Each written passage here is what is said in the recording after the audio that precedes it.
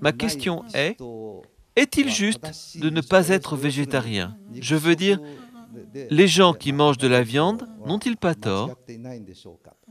De fait, depuis Platon, de nombreuses philosophies occidentales voient l'esprit et le corps comme séparés, et notamment la croyance selon laquelle seuls les humains ont des âmes est extrêmement coriace. Donc, de nombreuses personnes qui mangent de la viande croient que les animaux n'ont pas d'âme.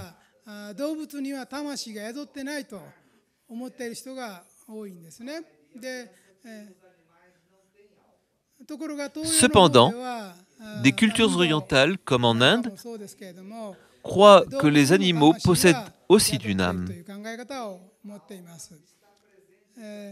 Une ancienne croyance indienne stipule même que l'âme se réincarne alternativement entre un corps humain et un corps animal.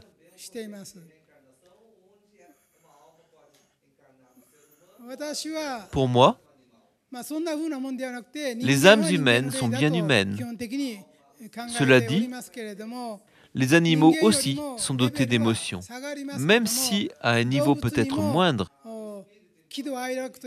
Ils ont une âme pour sentir des sentiments de base tels que la joie, la colère, la peine et le plaisir.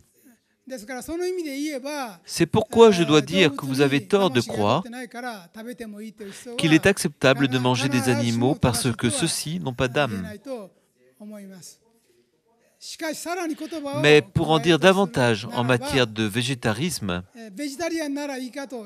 il faut savoir qu'au demeurant, les végétaux aussi ont une petite âme adorable, même sous une forme très humble. Contrairement aux animaux, ils sont dépourvus de mobilité. Mais en les regardant avec une caméra qui accélère la vitesse, vous verrez qu'en fait, les plantes bougent, même si c'est de manière démesurément lente. Elles aussi sont vivantes. Elles peuvent également éprouver du ravissement, même si ce ne sont que des plantes.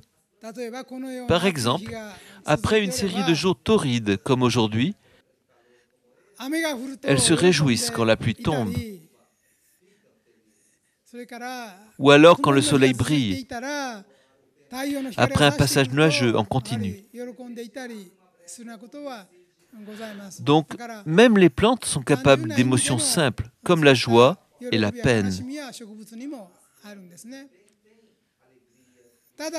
De telles considérations, cependant, ne peuvent que rendre la vie des humains plus difficile. Vous ne seriez de fait plus capable de manger ni animaux ni végétaux, et le débat pour ou contre le végétarisme serait clos. Il vous deviendrait tout simplement impossible d'ingérer quoi que ce soit. Dans une telle perspective, le fait que Dieu ait créé des humains dans ce monde serait dépourvu de sens. Sans accès à aucune nourriture, il vous faudrait survivre en vous nourrissant de pierres et de cailloux. Le problème, c'est que les minéraux aussi sont vivants. Ils le sont vraiment. Leur croissance est beaucoup plus lente que celle des plantes, mais ils forment des cristaux lentement, sur des dizaines, voire des centaines de millions d'années. Ils vivent une existence véritablement très, très longue. En fait, tout dans ce monde est essentiellement vivant. Il y a des différences culturelles dans ce que l'on mange ou pas, mais c'est aller un peu vite en besogne que d'utiliser l'âme ou son absence comme critère pour juger de la comestibilité d'un mets. Il ne fait aucun doute que les humains sont bien les âmes les plus développées parmi les formes vivantes sur la Terre. Nous nous nourrissons des autres animaux et des végétaux, ce qui est certainement un acte cruel. Néanmoins, une différente perspective révélerait que ces derniers aident les humains dans leur expérience de vie afin de favoriser leur croissance spirituelle. Cet apprentissage très noble de leur âme, par le fait même d'être mangés et sacrifiés afin d'aider les humains dans leur propre apprentissage, est un aspect de cette relation. Ainsi, végétarien ou non, ce qui compte en tant qu'êtres humains, c'est de manger bien, avec de la gratitude dans le cœur.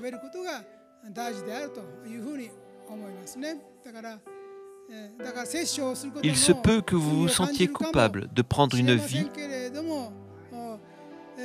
mais vous pouvez compenser ce sentiment par votre reconnaissance et par un mode de vie et un travail qui justifieront la perte de ces vies précieuses.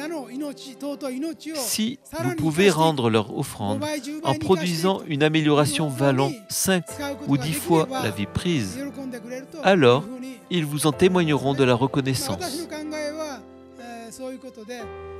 Mon raisonnement diffère de ceux qui jugent la justesse du végétarisme, en se fondant sur le fait que les animaux soient pourvus ou non d'une âme.